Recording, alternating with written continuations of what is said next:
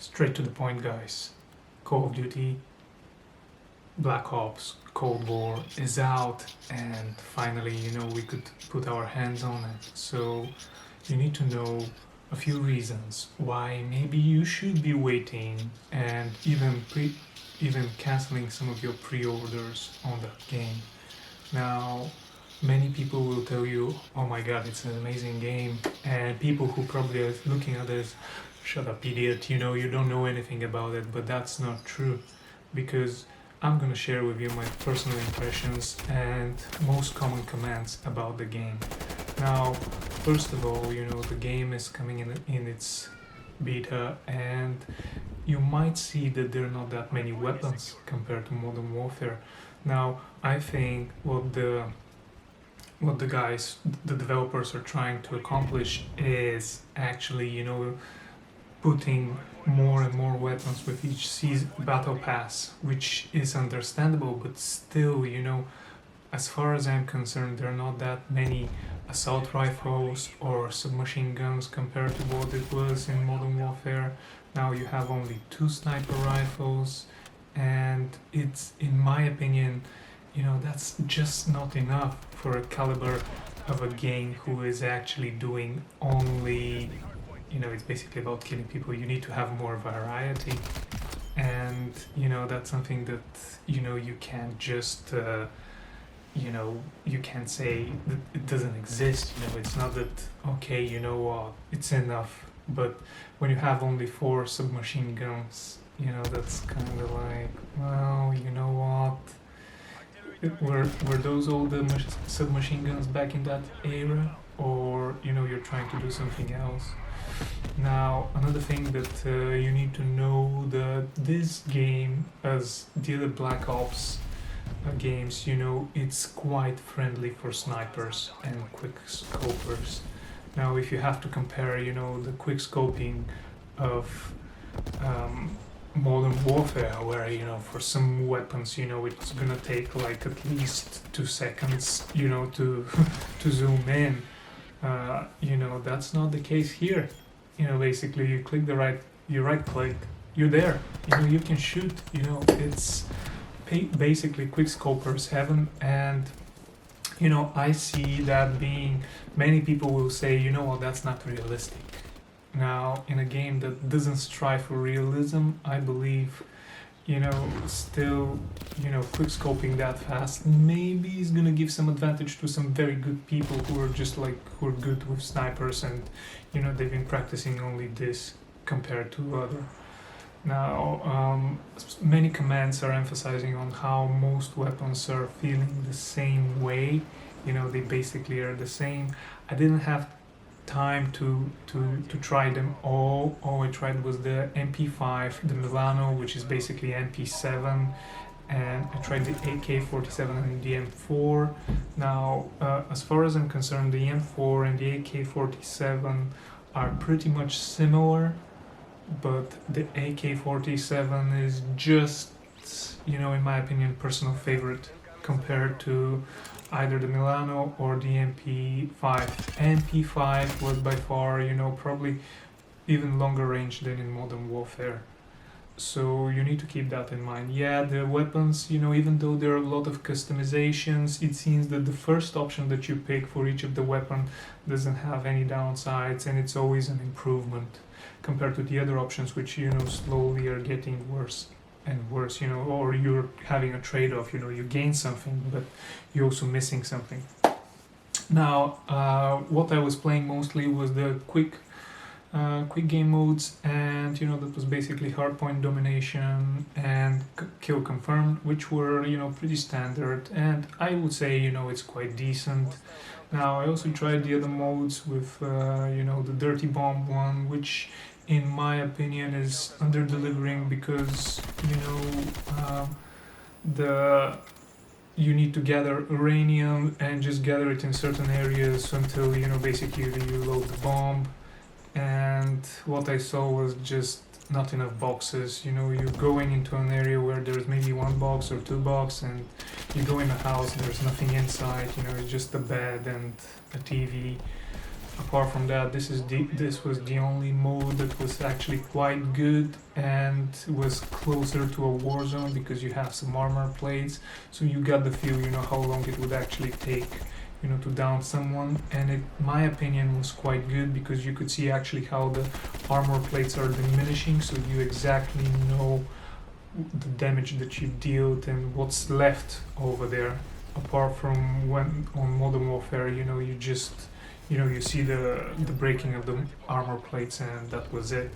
So it was okay, but I would say as a beta, I don't know how much they can improve on that mode because pretty much it was a bit boring.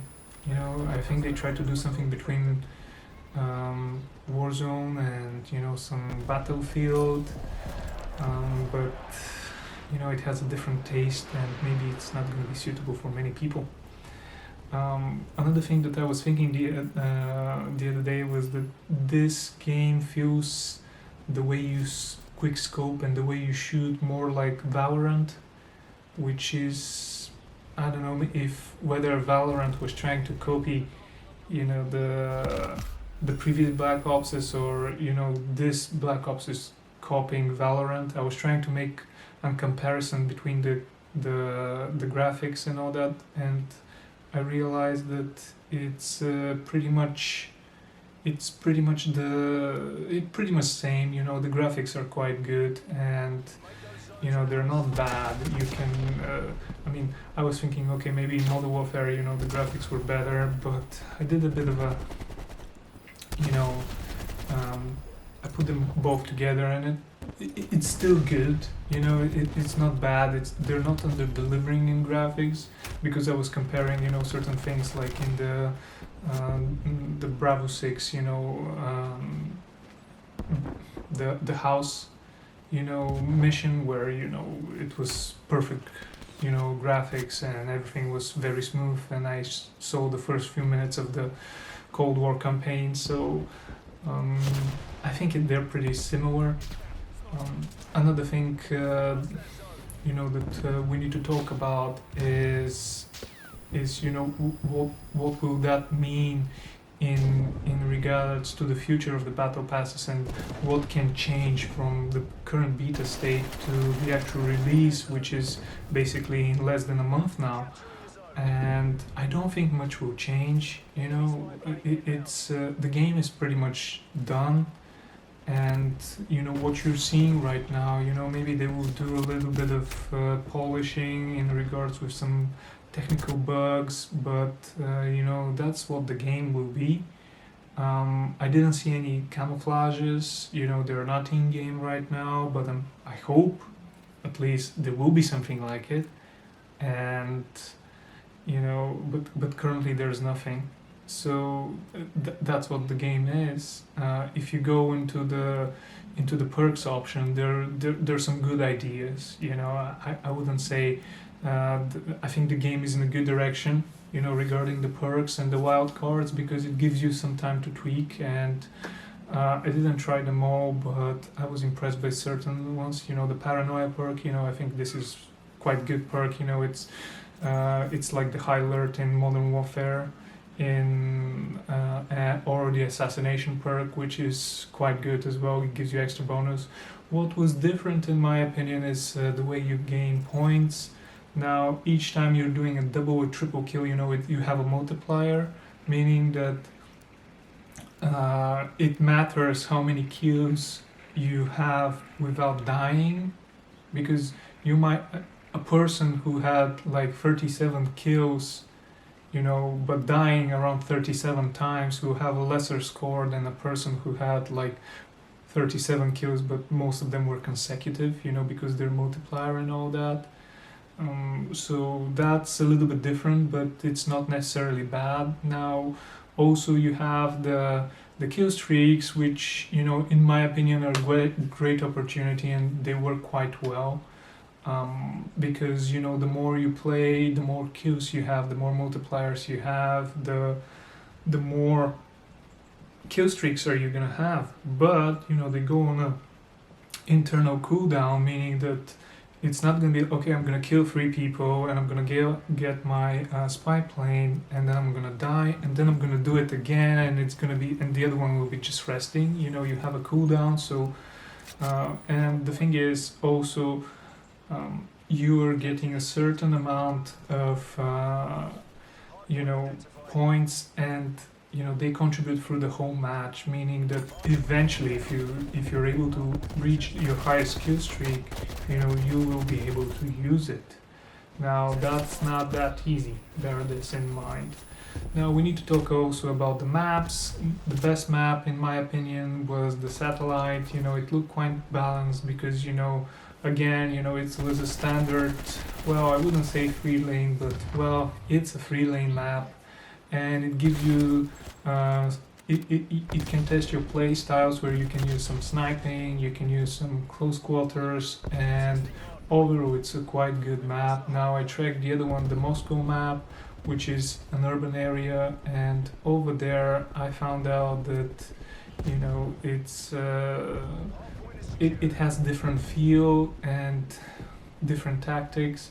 Now, in my opinion, it takes a little bit less time to kill someone than in Modern Warfare, but that's something to be expected. It's going to be a little bit different, and you need to adjust to it. And you know, a tip that I would give to all the players who are actually testing right now is to change the FOV, the field of view, because you just gonna see you know a difference. Now you can do that even on consoles, which is major plus, and pretty much that's what it is. Now if we're gonna see you know probably they're gonna do some more weekends, free weekends, or I don't know what they're planning to do within the next few weeks, whether they're gonna be a little bit of extended beta or they're gonna close it after Tuesday, but we're about to find out, and hopefully, you know, we're going to be having fun with it. Overall, I need to say that I'm quite happy with how the game is, and you know, there are many people who are saying, you know what, you know, that's the worst one, I'm canceling my pre-order. It's a good game. Now, is it a better one than Modern Warfare? At the moment, there's so much content in Modern Warfare that, you know, it's basically a better game. But let's see how it is in the final game. Enjoy the content and subscribe if you like. Take care. Bye.